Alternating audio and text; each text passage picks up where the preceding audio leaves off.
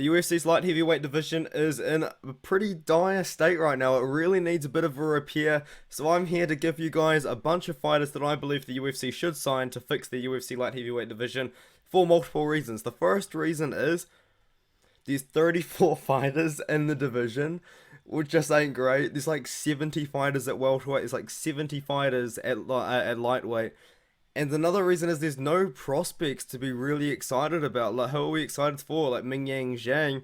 I guess if he gets past Tyson Pedro, and there's Tyson Pedro, but who's he beating? Like Harry Hunsucker and EK Villanueva. And then you look through this whole list. Like, do you see a prospect that you're super hyped about? Like, oh, watch out for Kennedy Njoku. He's on a good win streak right now. Or Carlos Olberg is a pretty good prospect. Azamat Murzakanov is too, but he was losing a tough one on Chukwi, so it's a little bit of iffy. But there's no like super hyped up prospects unless you get into the top 15. And the top 15 is what I'm going to talk about as well. You can't actually see it because of my overlay, but if you look right below me, this is the light heavyweight list. A lot of the top 15 might retire in 2023. Like Glover Teixeira is 43 years old. He's almost definitely going to retire. Jan Blachowicz is 40 years old, pretty much. He's definitely going to retire, I would assume. Or maybe he keeps going like Glover. Anthony Smith is getting pretty old, and he's more in like the commentary analyst role sort of thing now, and he's had so many fights. He's 34 years old. And look at Dominic Reyes. Like, what's Dominic Reyes gonna do? He's been knocked out quite a few times now. And then even Khalil Roundtree has flirted with the idea of retirement at times, even though that would be quite premature. But it looks like the UFC light heavyweight division just needs more fighters, and in my opinion, they need more fighters to fill in the roster, which I do have in my Dana White's Contender Series video that's going to be coming out. But they also need more fighters that's going to fill up the rankings, because they're going to have, I would say, at least 2 fighters retire that are in the rankings this year. So we've got to get into it. We've got to get some top light heavyweight prospects to fill in the rankings, fill in the roster, and just fill in the roster in general. There's 34 fighters at light heavyweight. I don't really understand, but yeah, let's just get into it. The first one is Ivan Chichikov. Definitely said his name wrong, but he's 22, 2-1. Need I say more? I mean, he's 34 years old, so he's getting up there in age, but he doesn't really seem like he's slowing down. He's fighting for RCC, which I don't believe offers exclusive contracts. So I believe he's a free agent right now. He was on a pretty crazy first round finish streak, with a few first round finishes, a first round knockout over a 20-7 opponent. The guys he lost to were pretty good, and he hasn't lost since 2020. He's somewhat young, like he's 34 years old, like he's not too old, like, you know what I mean? But I think he could be a good addition. I'm not too sure why UFC haven't picked up this guy earlier, especially when he was like 15-0 or something crazy like that in 2018. And then he's time to rise and for a one-fight deal against a guy with a losing record. But anyway, Ivan Chichikov, I think he would be a good signing. Next one is Muslim Magomedov. He's 12-0, and he's 27 years old, very young prospect. He's signed to ACA at the moment, though, who do have exclusive contracts, and probably wouldn't be too easy to get him signed. But he's got a win over 17-4 Leonardo Silva, and he's got finishes since then over 12-3, 9-2, and 17-6 opponents. He looks really good. Definitely a guy that I think would make a splash in the light heavyweight division, and they do need an undefeated prospect aside from Azamat Murzakanov to just build hype to get people interested in that division. Murtaza Talha Ali, he's 6-0, but this guy is exciting, man. This guy is 6-0 with 6 finishes, 5 of which in the very first round, 3 of which actually have very good opponents, 6-1, 7-1, 8-2, and he had a 12-0 amateur record as well as going to the IMMA European and World Championships in 2017 and 2018. UFC ready. Big finisher, 6-0, 6 finishes. Don't really see why not to sign this guy, Murtaza Talha Ali. I think he would make a splash. Next one here, a little bit of a silly one for me, in my opinion, because I do try and think about the backgrounds of fighters and if they've got a contract going.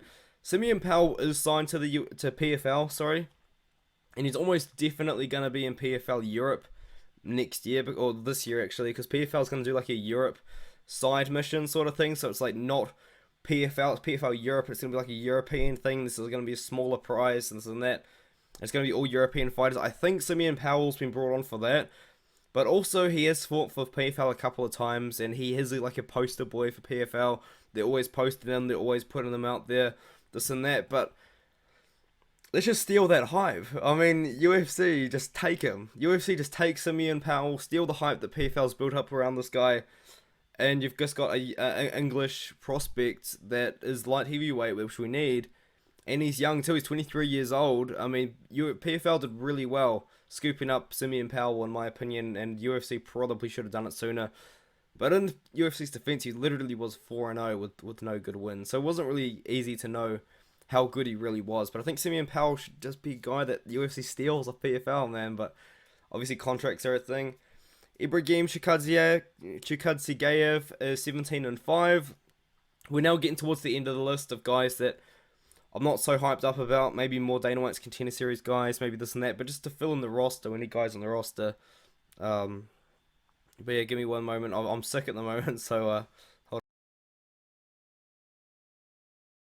Just had to hit a little dab there. He's fighting for KSW, and you will notice a lot of these guys are actually fighting for KSW. We need to raid KSW. We just need to steal KSW's light heavyweight division, and literally all of our problems will be solved.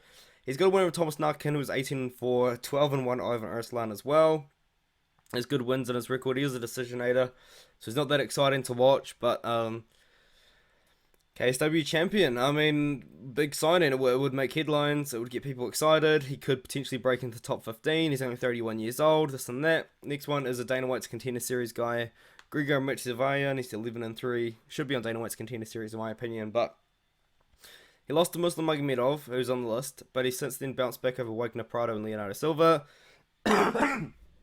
Fantastic work from me. Not that hyped about this guy, really. But should be on Dana White's Contender Series.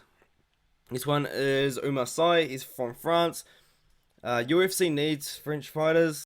Yeah, sorry, I just had to cut the video there. I had to cough my lungs out.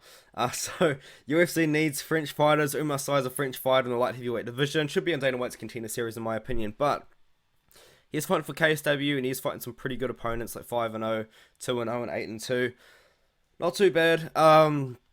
Yeah, more of Dana White's Contender Series guy. Get him a win. He'll be 8-0 after Dana White's Contender Series from France. UFC wants to fight cards in Paris every year. If you're going to do that, you need more French fighters. Umar Sy is a guy that will solve two problems. The light heavyweight drought. We literally have 34 light heavyweights in the roster.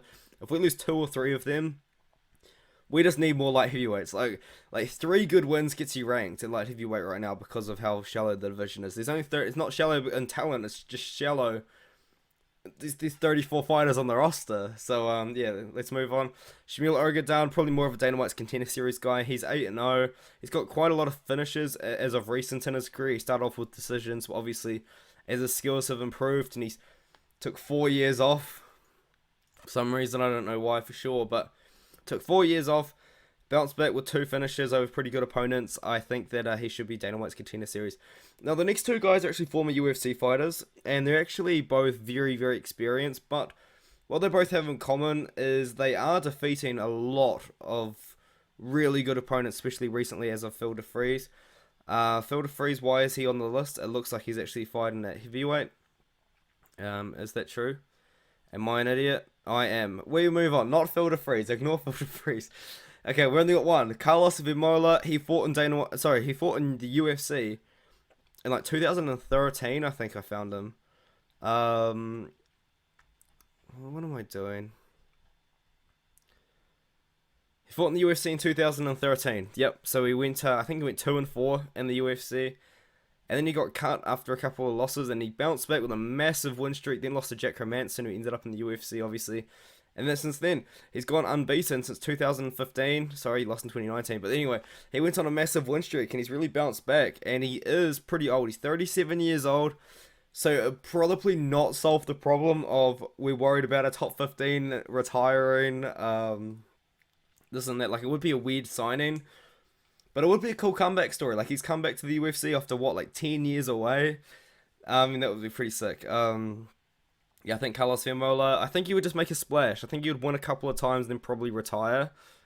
But I still think it would be a cool story at the end of the day, if that makes any sense. So yeah, I better leave it there. Obviously, still not feeling 100%, which is bad. Everyone told me, man, I was gonna feel fine after 2 days, and I don't know what's going on. But anyway, I'll leave you to it.